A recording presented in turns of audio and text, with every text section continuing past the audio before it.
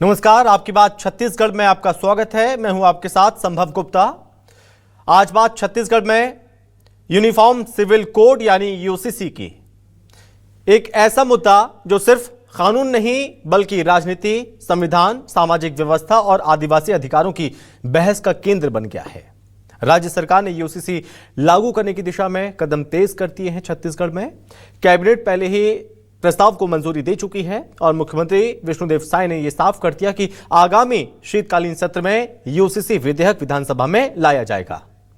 इस बीच supreme court के पूर्व न्यायाधीश जस्टिस रंजना प्रकाश देसाई की अध्यक्षता में गठित समिति की पहली बैठक के साथ मसौदा तैयार करने की प्रक्रिया भी शुरू हो गई है। यहां पर सरकार का ऐसे में कहना है कि यूसीसी से सभी नागरिकों के लिए विवाह, तलाक, उत्तराधिकार और संपत्ति जैसे मामलों में एक समान कानून लागू होगा। लेकिन विपक्ष इस फैसले का खुलकर विरोध कर रहा है। इस वक्त कांग्रेस प्रदेश अध्यक्ष दीपक बैज का आरोप है कि छत्तीसगढ़ में यूसीसी की कोई जरूरत नहीं है। उनका कहना है कि यह कदम आदिवासियों के संवैधानिक अधिकारों, पेशा कानून और 5वीं अनुसूची के भावना को कमजोर कर सकता है। तो वहीं सरकार का यह दावा है कि यूसीसी का उद्देश्य समान नागरिक अधिकार सुनिश्चित करना है और किसी वर्ग के अधिकारों से समझौता नहीं होगा। तो ऐसे में सबसे बड़ा सवाल यही है कि क्या छत्तीसगढ़ में यूसीसी सामाजिक समानता की दिशा में बड़ा सुधार साबित होगा या फिर जैसा विपक्ष कह रहा है इससे आदिवासी अधिकारों और परंपराओं का असर पड़ेगा। क्या यह कानूनी सुधार है या राजनीतिक मुद्दा, और क्या सरकार सभी पक्षों को विश्वास में लेकर आगे बढ़ रही है? इसी पर होगी आज आपकी बात।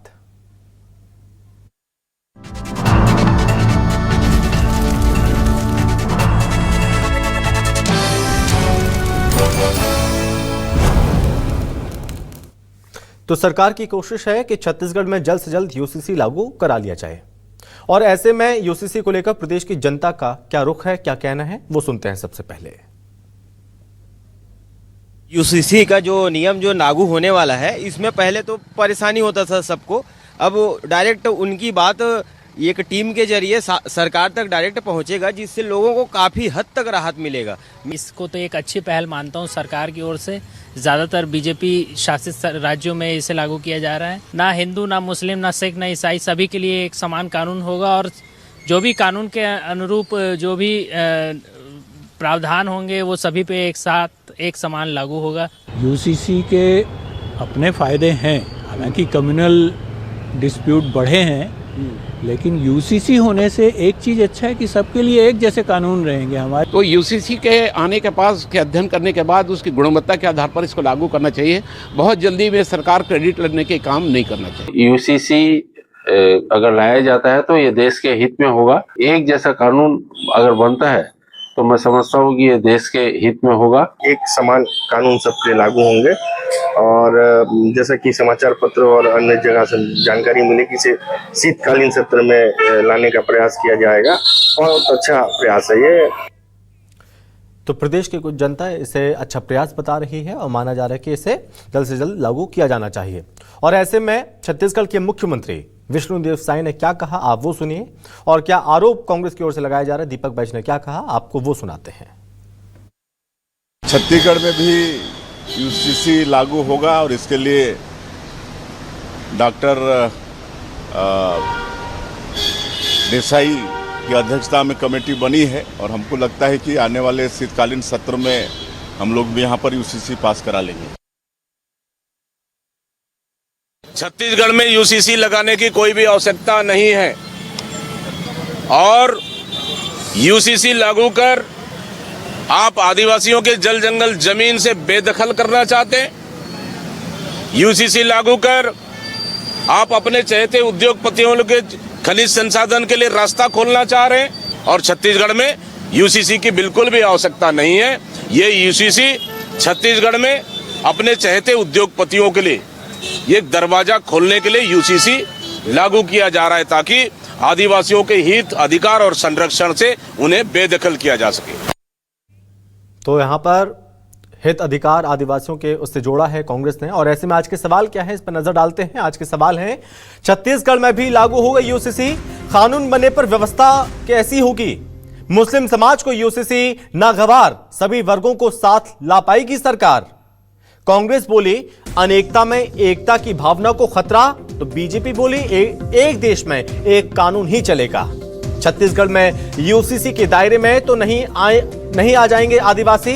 नेताओं की घोषणा पर कोई भरोसा करता क्यों नहीं, ये अहम सवाल है। आज मेहमान भी हमारे साथ जुड़ रहे हैं, उनसे भी परिचय आपका कराते हैं, बातचीत करेंगे। इस पर बातचीत करने के लिए हमारे साथ मेहमान जुड़ गए हैं। पूर्व विधायक हैं बीजेपी से रजनीश सिंह हमारे साथ जुड़ रहे हैं। रजनीश जी बहुत स्वागत है आपका। सुरेंद्र शर्मा है कांग्रेस प्रवक्ता, सुरेंद्र जी बहुत स्वागत है आपका। वरिष्ठ पत्रकार हमें ज्वाइन कर रहे हैं अनिल द्विवेदी जी हैं, अनिल जी बहुत स्वागत है आपका। सबसे पहले रजनीश जी, इतनी जल्दबाजी क्यों? कांग्रेस कह रही है कि आदिवासियों का प्रदेश है, उनके हक हैं उनका हनन क्यों किया जाएगा? इसको लेकर गंभीर आरोप कांग्रेस की ओर से लगाए जा रहे हैं आप पर। देखिए संभव जी, कांग्रेस को इसमें क्या जल्दबाजी लग रहा है? ये तो 60 साल में इनको कम समय लगता है। अभी तो ड्राफ्ट तैयार करने के लिए आज पहले बैठक हुई और उस कमेटी में कौन कौन है? सुप्रीम कोर्ट के रिटायर्ड जज हैं, हमारे बड़े प्रतिष्ठित वकील हैं, बड़े आईएएस अधिकारी हैं और भी समाज क्षेत्र से जुड़े ऐसे प्रतिष्ठित लोग हैं जो ड्राफ्ट तैयार कर सरकार को सौंपेंगे और सरकार उसमें अध्ययन करने के बाद फिर उसको सत्र में प्रस्तुत करेगी। अभी जो माननीय मुख्यमंत्री जी ने कहा है कि हम शीतकालीन सत्र में इसको करेंगे, 5 महीने 6 महीने का है अभी समय। इनके पास 35-36 विधायक हैं, वो वहां पर जो उसमें बात रखना है रख सकते हैं। इनको क्या चीज, इनको तो लगता है हर काम 10 साल तक रुका रहे, अटकाना लटकाना भटकाना। तो आखिर इनकी आपत्ति है क्या? वो जो विषय बोलते हैं, इनके पास कोई विषय तो है नहीं कि इसको बताएं। और ये तो देश के सेना का आधुनिकीकरण का विरोध कर रहे हैं। यदि हमारे वैज्ञानिक कोई नई चीज इजाद करते हैं उसका विरोध कर रहे हैं, राम मंदिर का विरोध कर रहे हैं, धारा 370 का विरोध कर रहे हैं, 3 तलाक का विरोध कर रहे हैं। तो कांग्रेस तो अराजकता के माहौल में है, वो तो उनका काम ही है विरोध करना। मैं संभव जी एक बात आपके इस प्रतिष्ठित चैनल पर कहना चाहता हूं कि 4 राज्यों में देश की यूसीसी लागू हुआ है, छत्तीसगढ़ में भी ये प्रयास हो रहा है और इसका छत्तीसगढ़ के 2.5 करोड़ 3 करोड़ जो हमारे भाई बहन हैं, सबका इसमें अच्छा होने वाला है। डॉक्टर भीमराव अंबेडकर जी की जो बात करके संविधान की कॉपी लेके घूमते हैं, तो संविधान के हिसाब से ही हर व्यक्ति का, हर नागरिक का। क्या सभी पक्षों से पर्याप्त संवाद हो गया है आपका? अभी तो ड्राफ्ट के लिए उनकी बैठक हो रही है, उसके बाद जैसे जैसे ड्राफ्ट का मसौदा आएगा निश्चित रूप से बातचीत होगी। अब इसमें अभी मसौदा नहीं आ पाया, लेकिन उससे पहले काफी पहले से जब ये चर्चा हुई थी कि छत्तीसगढ़ में यूसीसी आएगा, उस वक्त से ही कांग्रेस को ये डर सता रहा था और कांग्रेस बार बार ये कह रही थी कि आदिवासियों का जो हक है, जो अधिकार है, उसका हनन होगा, उसकी मुखालफत होगी, उन्हें अनदेखा किया जाएगा। जबकि ये बात आपकी ओर से कहा जा रहा है बार बार कि आदिवासियों को इससे दूर रखा जाएगा। कांग्रेस अब तक इन बातों से संतुष्ट क्यों नहीं हो पाई है? देखिए संभव जी, कांग्रेस को संतुष्ट करना हमारा काम नहीं है। मैंने जिन चीजों का जिक्र किया उन चीजों को नहीं दोहराना चाहता। कांग्रेस अराजकता के माहौल में पिछले 2014 से इनके तमाम, मैं लीडर का नाम लेके बोल सकता हूं, जो घटनाएं लगातार घट रही हैं, ये तो दिखा रहा है। तो कांग्रेस को डर है तो वो अपना डर को रखे, वो जवाब दे इन समाजों को कि 60 साल में इन्होंने देश का राज किया है, पंच से लेकर पार्लियामेंट तक। इन वर्गों के लिए इन्होंने क्या क्या किया, इनके उत्थान के लिए इनको जवाब देना चाहिए। तो इनका डर, वो देश में कुछ भी अच्छा होगा तो ये डर दिखाएंगे, भ्रम फैलाएंगे, संशय पैदा करेंगे, अराजक की स्थिति पैदा करेंगे। लेकिन देश की जनता, प्रदेश की जनता जानती है, भारतीय जनता पार्टी के ऊपर विश्वास करती है कि ये सब देश हित में, राज्य के सभी नागरिकों के हित में इस तरह के कानून बनाए जा रहे हैं। सुरेंद्र जी, क्यों भ्रम फैलाने की कोशिश की जा रही है, क्यों अफवाह फैलाई जा रही है और कांग्रेस विरोध क्यों कर रही है यूसीसी का छत्तीसगढ़ में? देखिए ऐसा है कि कोई भी योजना या कोई भी कानून जब बनाया जाता है तो उसकी, जैसे मान लीजिए उत्तराखंड में 1 साल पहले से यूसीसी लागू है, गुजरात में लागू है, मध्य प्रदेश में भी लागू है। तो सबसे पहले तो ये देखना चाहिए कि उस कानून का प्रभाव उत्तराखंड के सामाजिक परिस्थिति में, राजनीतिक परिस्थितियों में, वहाँ के अन्य परिस्थितियों में किस तरह का पड़ा। और उसको भारतीय जनता पार्टी को बताना चाहिए कि उत्तराखंड में यूसीसी लागू करने से ये लाभ हुआ है। ऐसे जो लोग हैं वो संतुष्ट हैं। दूसरी बात, एक चीज समझ लीजिए आप, भारत बहुत ही विविधतापूर्ण देश है। यहाँ पर अलग अलग किस्म की जातियां हैं, अलग अलग किस्म की उनकी परंपराएं हैं, धर्म है, अपनी मान्यताएं हैं, अपनी सांस्कृतिक विरासत है, उस पर चलने की प्रक्रिया है।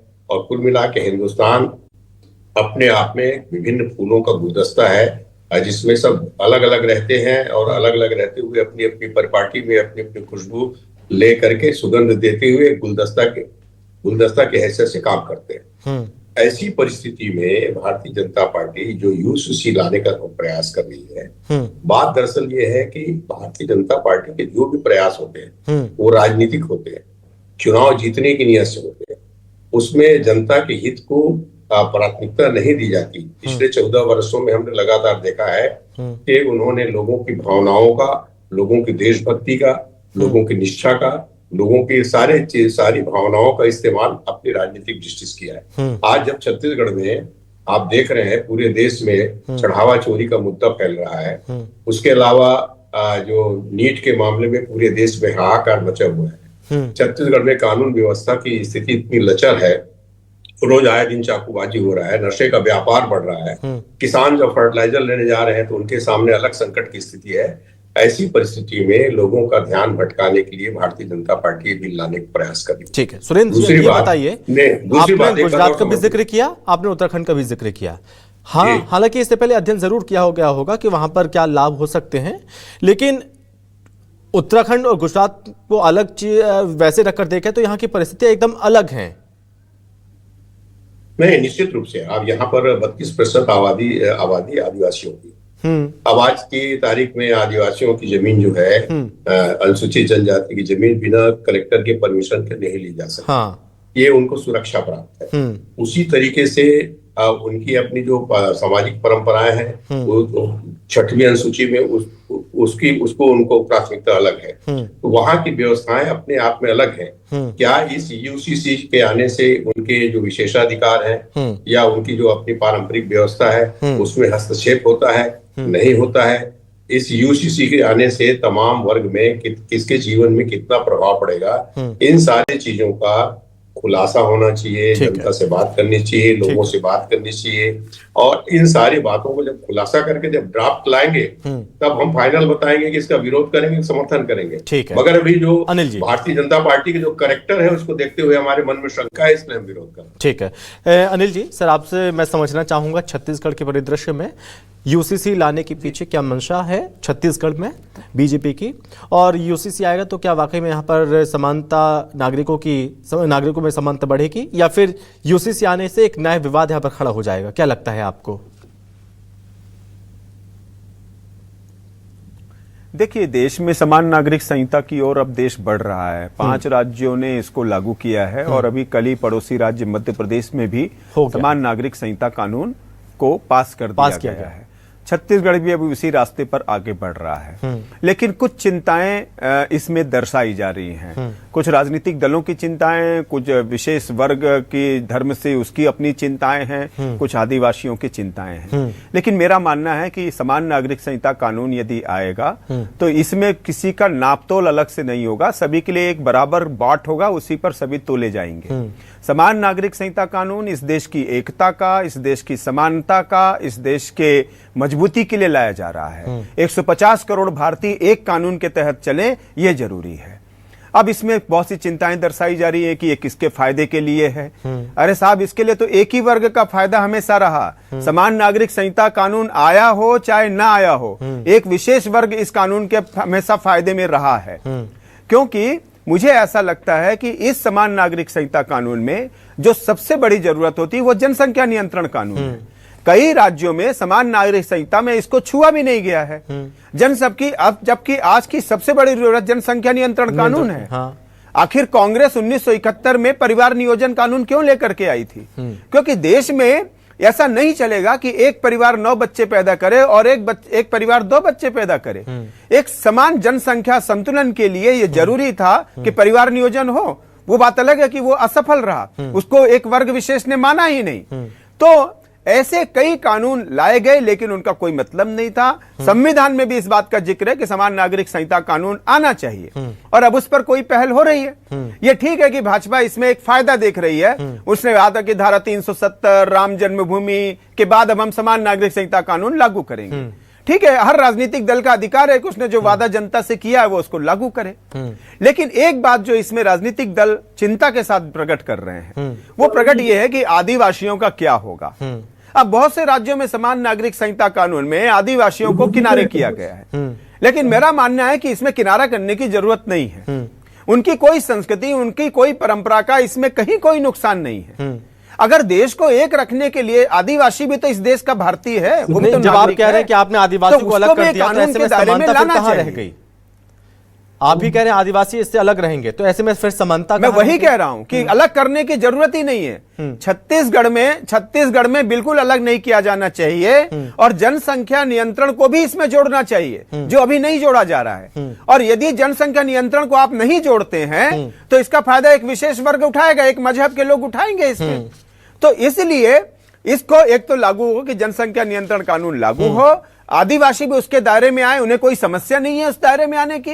ये राजनीतिक दलों के वोट बैंक की चिंता है, इसलिए वो आदिवासी राग अलाप रहे हैं। और सरकार भी कहीं ना कहीं ये सुनियोजित करेगी कि आदिवासियों की संस्कृति, उनकी परंपराओं का इसमें कहीं कोई जिक्र ना हो। ठीक है, मैं एक सवाल और उठाना चाहूंगा। नेहरू सरकार में हिंदू कोड बिल क्यों लाया गया, क्यों बनाया गया हिंदू कोड बिल?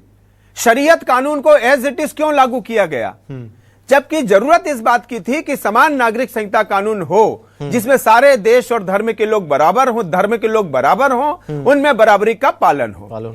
मुस्लिम समुदाय भी या दूसरे धर्म के लोगों भी समान नागरिक संहिता से कोई दिक्कत नहीं है। अभी तक कोई बहुत बड़ा विरोध सामने नहीं आया है। इसलिए सरकार इन सारी चिंताओं का समावेश करते हुए समान नागरिक संहिता अब देश की जरूरत है, वो हमारी जो आने वाली पीढ़ी है, ताकि वो जनसंख्या असंतुलन का खामियाजा न भुगते, संसाधनों की कमी न हो, सभी में बराबर का संसाधनों का हिस्सा बांटो। इसलिए इस देश के लिए समान नागरिक संहिता कानून की जरूरत है और ये मुझे लग रहा है ये आएगा। ये छत्तीसगढ़ सरकार भी जैसे बाकी राज्यों में लागू हुआ है, यहां पर भी उसे लागू करना चाहिए। रजनीश जी, अब बताइए, ये आपने आदिवासियों को अलग करने की बात कही, अलग क्यों किया जा रहा है? जो उनके अधिकार हैं, जो उनके हक हैं, उनको मिलने चाहिए, नो डाउट। एक तरफ कहा जा रहा है कि आदिवासियों के अधिकार और पेशा कानून प्रभावित होगा, और दूसरी तरफ आप कह रहे हैं कि आदिवासी दूर भी रहेंगे, लेकिन फिर समानता की बात उठ रही है कि समानता फिर कहां रह गई? नहीं संभव जी, इसमें जब तक अभी तो ड्राफ्ट की पहली बैठक हुई है, इसमें बिल्कुल ये बात नहीं है कि हमारे आदिवासी वनवासी भाई बहन को अलग रखा जाएगा।